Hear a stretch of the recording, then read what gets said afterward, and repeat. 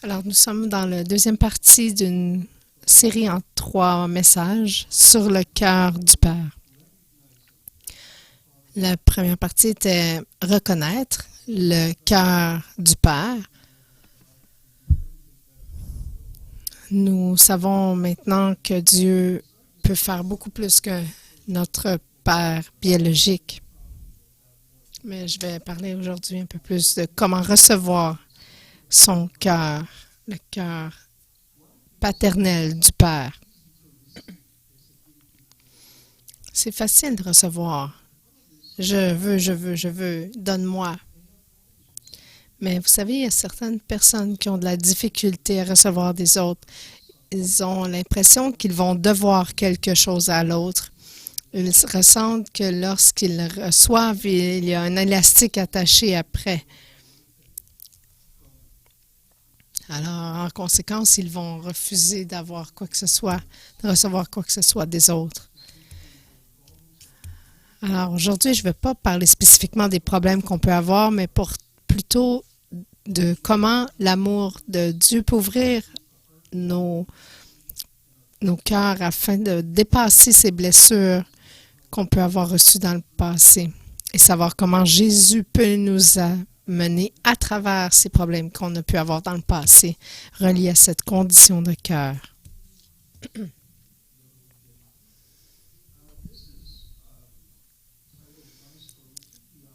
Alors, le titre que j'ai donné aujourd'hui, c'est mon histoire, mais ça pourrait aussi s'appeler notre histoire. Car peu importe ce qu'on a fait dans la vie, nous sommes un produit du monde. Nous avons tous des blessures dans le cœur. Nous avons tous des choses avec lesquelles nous devons faire avec au quotidien. Certaines personnes peuvent gérer cette situation, mais d'autres personnes ont de la difficulté, plus de difficulté. Vous savez, j'étais dans l'armée et j'avais quand même un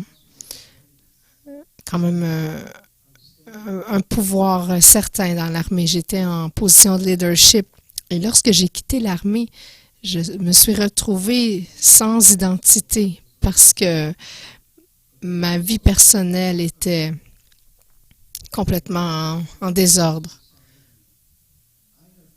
Les gens me connaissaient au niveau professionnel et c'était bien cette image, mais au niveau personnel, personne ne savait le genre de vie que je menais et j'avais de la difficulté à recevoir.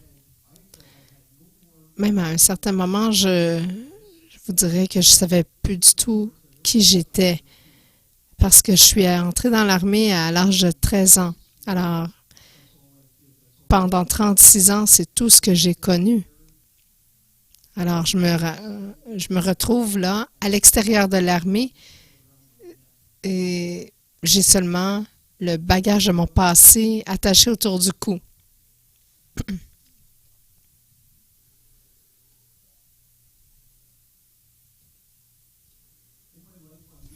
Dans ma vie, je savais que j'avais des problèmes. Mais vous savez, dans le monde, tout le monde a des choses à gérer. C'est pas avant d'être revenu au Seigneur que Jésus a commencé à me convaincre de tous ces problèmes que j'avais, de manque de pardon, de la colère, peur de l'intimité. Et j'ai réalisé que ces problèmes que j'avais m'empêchaient de recevoir l'amour du Père. Peut-être que vous vous rappelez, l'année dernière, je crois, j'ai fait un sermon, un message sur la tension dynamique de la croix. Et c'était un message sur nos combats au quotidien en tant que chrétiens, alors qu'on se déplace de la chair vers l'esprit. Alors, à chaque jour, on tend vers la croix, mais la chair nous ramène. Récemment, Dans mon ministère, j'ai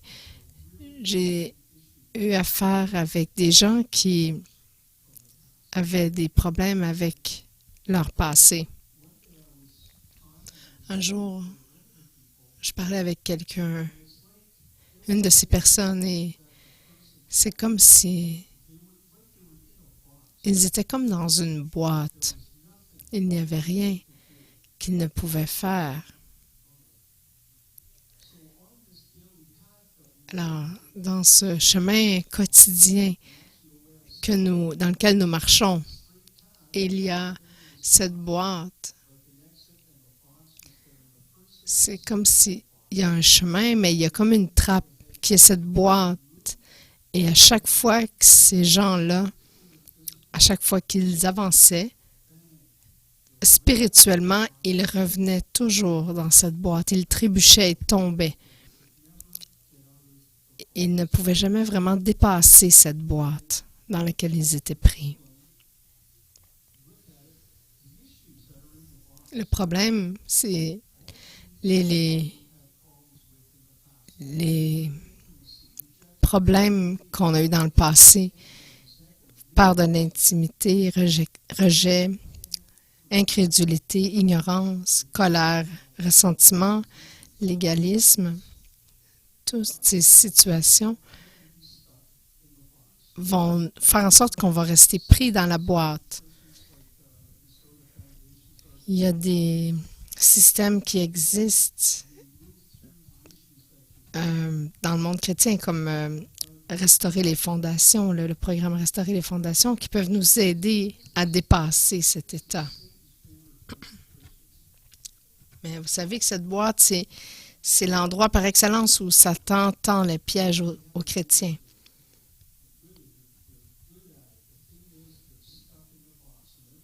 Certains chrétiens ont un bon ministère, mais par exemple, le manque de pardon se met dans le chemin et ça les rend pris. Ils ne peuvent dépasser cet état. Satan est toujours en train d'attaquer comment on se sent à propos de nous. Le problème, c'est qu'on ne peut rien changer dans cette boîte par nos propres efforts. C'est seulement par l'amour de Dieu et la présence de Jésus dans nos vies qu'on peut changer ces choses dans cette boîte et recevoir l'amour du Père qui guérit. C'est un type d'esclavage. Esclavage au passé qui nous empêche de recevoir ce que le Père veut pour nous, tout son amour. Et on tourne en rond dans cette boîte sans être capable de s'en sortir. Alors, mon problème était, comment est-ce que je peux recevoir l'amour du Père si je ne m'aime pas moi-même? Lorsque j'ai terminé ma carrière, j'aimais pas ce que je voyais de moi-même, j'aimais pas ce que j'étais devenue. Mon futur ne semblait pas reluisant. La seule manière de sortir de cette boîte était d'aller à Jésus, d'aller au Père par Jésus et prendre ma place en tant qu'enfant de Dieu. Remplacer mon identité dans le monde et prendre cette identité d'enfant de Dieu. Et j'ai pas réalisé ça avant récemment. Peu importe, pour chaque personne ici, que vous travaillez dans un bureau ou peu importe votre travail, vous êtes ce que vous faites comme travail. C'est très facile d'avoir cette identité-là et lorsqu'on l'a plus, c'est difficile de retrouver, ça peut être difficile de retrouver son identité. La seule manière de retrouver qui j'étais, c'était d'aller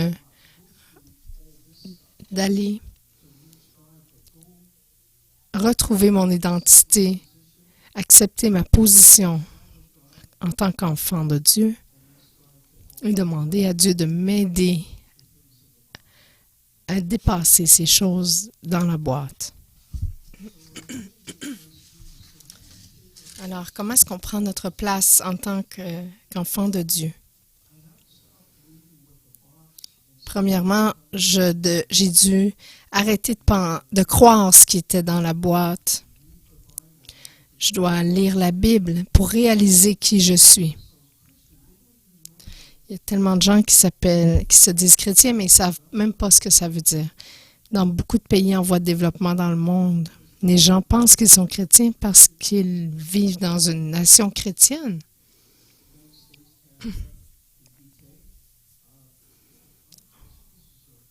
Au Canada, au Royaume-Uni, aux États-Unis, les gens disent « J'habite dans un pays chrétien, alors je suis chrétien ».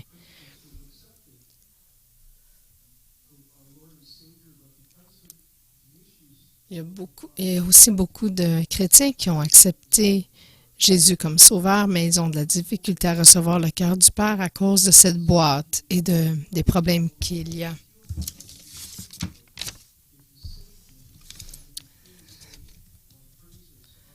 Jérémie 17, verset 14 dit « Seigneur, si tu me guéris, je vais être vraiment guéri. Si tu me sauves, je vais être vraiment sauvé.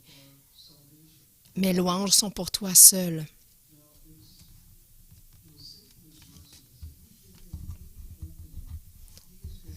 Satan est sans merci. Si on lui dit, on lui donne la moindre ouverture, il va accuser.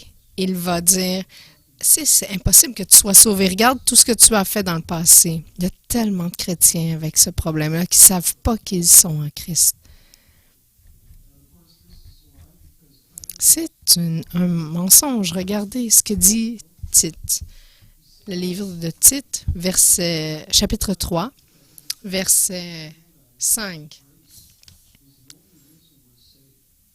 Il nous a sauvés. Il ne l'a pas fait à cause des actes de justice que nous aurions pu accomplir, mais conformément à sa compassion à travers le bain de la nouvelle naissance et le renouvellement du Saint-Esprit qu'il a déversé avec abondance sur nous par Jésus-Christ, notre Sauveur.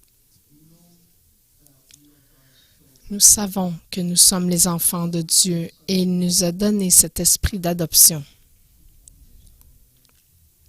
Regardez Romains 8, versets 15 à 17. « Et vous n'avez pas reçu un esprit d'esclavage pour être encore dans la crainte, mais vous avez reçu un esprit d'adoption par lequel nous crions « Abba, Père ». L'Esprit lui-même rend témoignage à notre esprit que nous sommes enfants de Dieu. Or, si nous sommes enfants, nous sommes aussi héritiers, héritiers de Dieu et co-héritiers de Christ, si toutefois nous souffrons avec lui afin de prendre aussi part à sa gloire. Alors, nos esprits ont été renouvelés, notre âme, notre corps, nos émotions sont encore là, dans la boîte, et ça peut être un problème. Satan continue de nous rappeler à chaque jour, tu ne peux pas faire ça, tu ne peux pas t'enfuir, fuir ça. Demande pas ça à Dieu, tu es un pécheur, il ne va pas te donner rien. Mais ce verset est très encourageant parce que nous ne sommes pas seulement enfants de Dieu, mais nous sommes aussi héritiers, co-héritiers avec Christ. Je crois que c'est merveilleux. Les promesses de Dieu nous concernant sont critiques. Il faut dépasser cette boîte avec tous ces problèmes. Alors, comment est-ce qu'on commence à changer nos vies? Nous devons changer comment nous pensons. On ne peut pas penser comme on pensait dans le passé. Nous ne pouvons pas continuer à croire ces mensonges. Nous devons avancer. La Bible nous dit dans Romains 12, verset 2, « Ne vous conformez pas au monde actuel, mais soyez transformés par le renouvellement d'intelligence, afin de discerner quelle est la volonté de Dieu, ce qui est bon, agréable et parfait. » On veut tous être acceptés par les gens qui nous entourent, nos collègues, nos amis. Mais nous savons qu'il y a beaucoup de péchés dans le monde. Une des manières que le Père désire nous voir changer, c'est de ne plus nous conformer à ce que le monde fait autour de nous. Le péché est probablement une des raisons pour laquelle nous ne recevons rien de Dieu. Regardez la première lettre de Jean, chapitre 2, verset 16. En effet, tout ce qui est dans le monde, la convoitise qui est dans l'homme, la convoitise des yeux et l'orgueil aux richesses, vient non du Père, mais du monde. Alors, si nous sommes des enfants de Dieu, nous devrions regarder comment nous pourrions vivre une vie de justice le plus possible. Écoutez-moi bien, nous devons faire un choix maintenant. La manière dont je vois les choses, c'est qu'il y a deux mondes. Il y a le monde de la chair, de Satan, et il y a le royaume de Dieu. Il y a une barrière entre les deux, une clôture. Et je crois qu'il y a une grande majorité de chrétiens aujourd'hui qui sont assis sur cette clôture. Ils ne veulent pas aller complètement du côté de Dieu parce qu'ils aiment des choses du monde. Ils ne veulent pas être complètement dans le monde parce qu'ils veulent être sauvés aussi. Alors, ils sont assis sur la clôture et ils se balancent. Un jour sur le côté de Dieu, un jour sur le côté du monde. Comment est-ce que nous pourrions recevoir quoi que ce soit de Dieu si on se balance comme ça? Si on n'est pas certain nous-mêmes de quel royaume nous voulons vivre? Est-ce qu'on veut vivre selon le monde avec ses péchés ou recevoir ce que Dieu a pour nous? Si nous recevons Jésus comme notre Seigneur et Sauveur, nous avons dit à Dieu que nous voulons changer.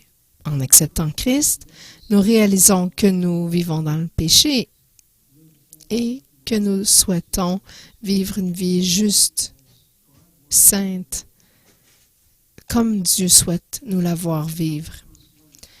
Hébreux 12, versets 1 et 2 nous dit comment nous pourrions vivre. Nous donc aussi, puisque nous sommes entourés d'une si grande nuée de témoins, rejetons tout fardeau et le péché qui nous enveloppe si facilement et courons avec persévérance l'épreuve qui nous est proposée.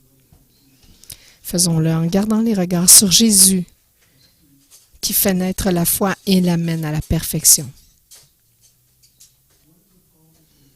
Un des problèmes que nous avons lorsqu'on a un problème, une problématique, notre vie peut devenir notre problème. Mais lorsqu'on fixe nos yeux sur Jésus, ça change tout.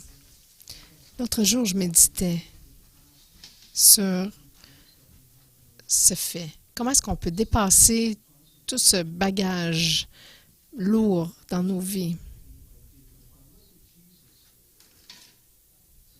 Mais si je regarde à Jésus, je ne regarde pas au problème parce qu'il est l'auteur et le finisseur de notre foi. Alors, regardons Jésus en premier, pas notre problème, à son amplitude. Jetons tout ce qui nous empêche d'avancer avec Christ. Peut-être qu'il y a certaines amitiés qu'on doit re-questionner, revisiter. Peut-être qu'ils sont chrétiens, mais ils ne vivent pas tout à fait comme des chrétiens.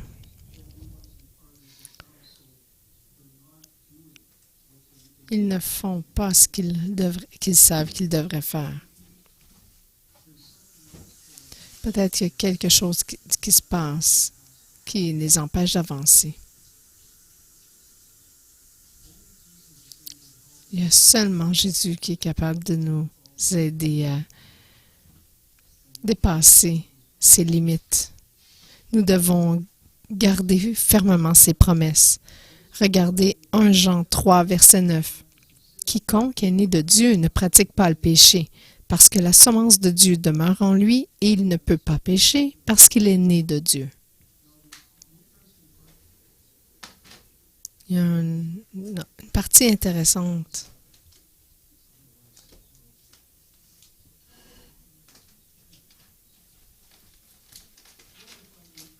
Ce que je trouve intéressant dans ce verset, alors que je l'étudiais, ceux qui sont nés de la famille de Dieu ne font pas une pratique du péché. Ça ne veut pas dire qu'on ne va pas pécher parce que ça arrive. Chaque jour, chacun de nous le trébuche et pêche. Mais on n'en fait pas une pratique. Alors, si j'essaie de changer, de ne pas en faire une pratique de ce péché, de ces péchés, j'ai pas besoin de m'auto-flageller à chaque fois que je trébuche. La deuxième partie, c'est qu'on ne peut pas continuer de pécher sans arrêt parce qu'on est changé jour après jour. Parce que si on marche avec l'Esprit Saint, on peut voir comment il nous change. Je l'ai vu dans les derniers mois, comment Dieu change les gens autour de moi. Seulement des petits détails, mais à chaque jour, je vois Dieu travailler de plus en plus, des petits détails parfois, dans la vie des chrétiens. Ça va prendre un certain temps, je le sais, pour moi-même, pour les autres. Ne nous décourageons pas. Nous faisons notre possible alors que Dieu nous transforme. En autant qu'on suive l'Esprit Saint et qu'on obéit à ce qu'on sent qu'il nous dit de faire, nous allons y arriver éventuellement.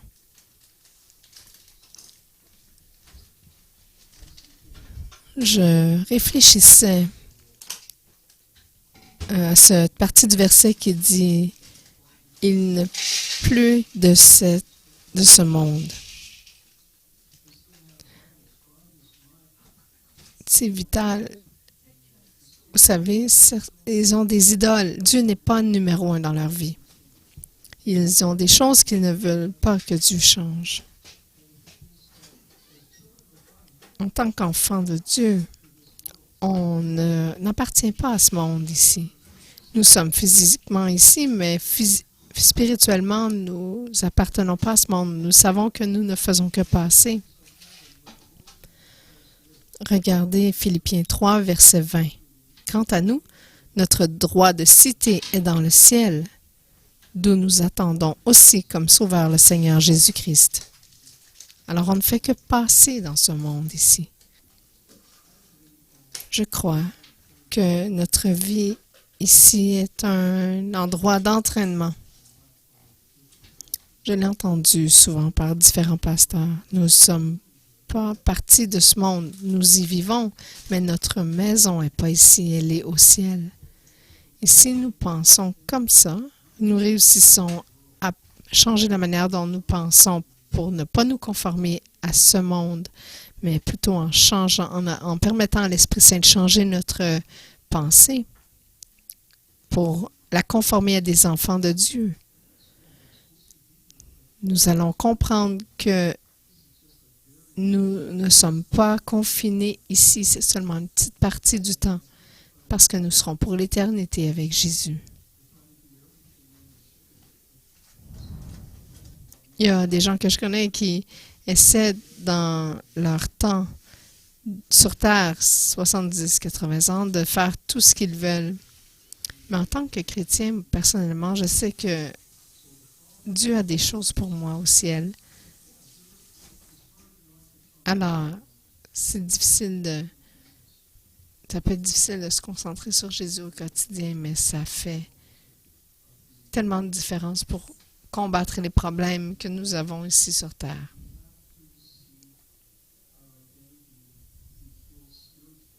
Nous devons recevoir notre identité et être guéris spirituellement en tant qu'enfants de Dieu.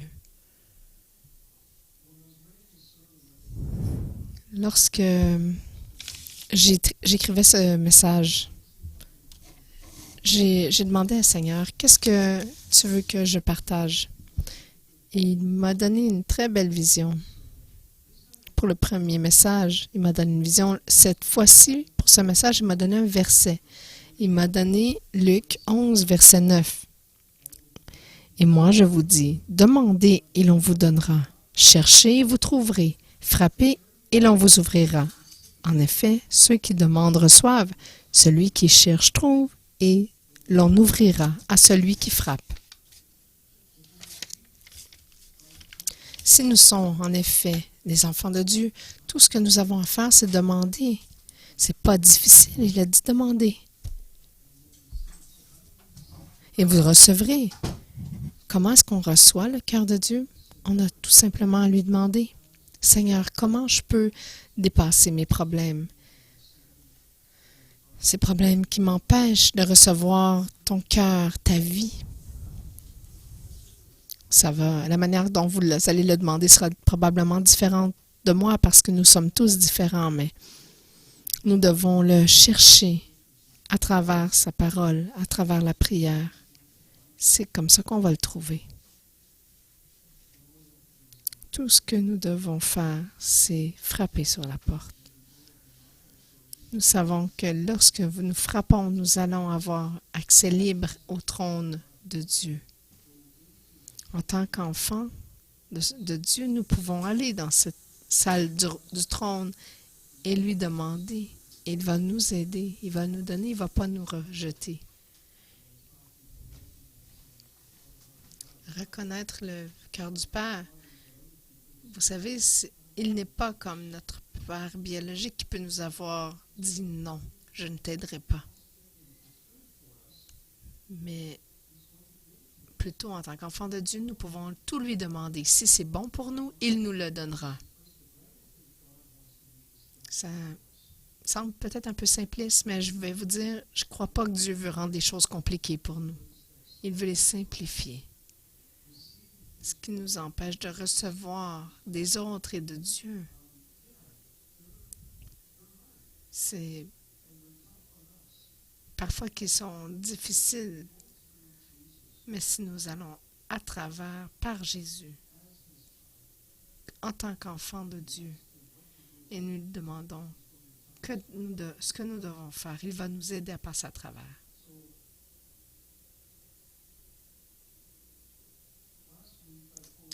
Vous savez, la semaine dernière, j'ai terminé le message avec une vision de ce que Dieu voulait.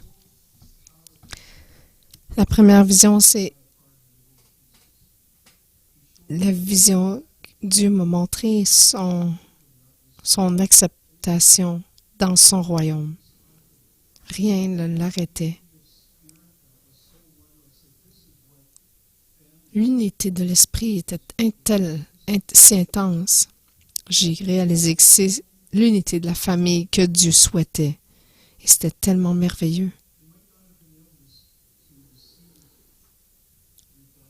Peut-être que vous avez eu de la difficulté à recevoir le cœur de votre Père dans le passé, ici sur cette terre. Vous savez, j'ai eu un bon papa. Mais je suis un produit de mon environnement. Oui, mon père était un bon papa. Il n'était pas parfait, mais l'environnement dans lequel j'ai vécu, j'ai grandi, m'a transformé.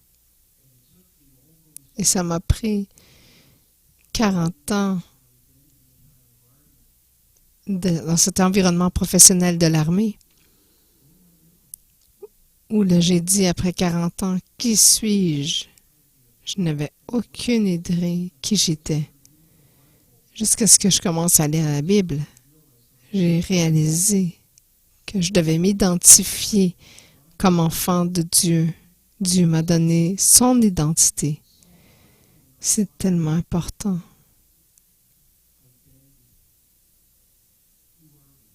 Qui sommes-nous? Vivons-nous dans le monde ou dans le royaume de Dieu? Où voulez-vous vivre? Voulez-vous avoir la victoire dans votre vie? Ou être dans le monde et faire tout ce qu'ils font? OK. Mais vous savez que vous allez probablement jamais dépasser vos problèmes. Vous allez rester pris.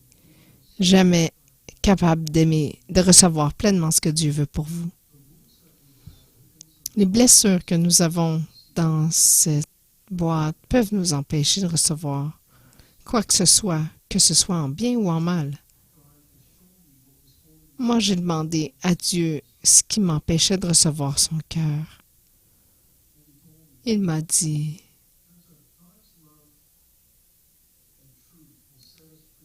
l'amour de Dieu et la vérité vont nous libérer de notre passé afin de recevoir pleinement le cœur du Père. Seulement à lui de demander. Alors je l'ai fait. Sa vérité va nous rendre libres, libres du passé, de nos blessures, de nos échecs. Ce qu'il m'a dit était tellement vrai. Et ça a été dit avec tellement d'amour, tellement d'acceptance, d'acceptation. Dans mon esprit, j'ai senti que j'appartenais, je lui appartenais. Ce qu'il m'a dit, c'est pencher la tête et dire « Oui, Père, tu as raison. » Amen. Père Céleste, nous te remercions pour ta parole. Nous te remercions pour ce que tu nous as montré. Nous te remercions de nous montrer au cours des prochains jours comment nous pouvons dépasser ces blessures dans cette boîte, dans nos vies, qui nous empêchent de recevoir ton cœur de Père. Je sens que tu as tellement pour nous dans ton royaume, Père. On ne peut même pas réaliser tout ce que tu as pour nous. Alors, Père, je prie que tu sois avec nous dans les prochaines semaines, que tu veilles sur nous et tu nous gardes en bonne sécurité. Merci, je te le demande dans le nom de ton Fils Jésus-Christ. Amen.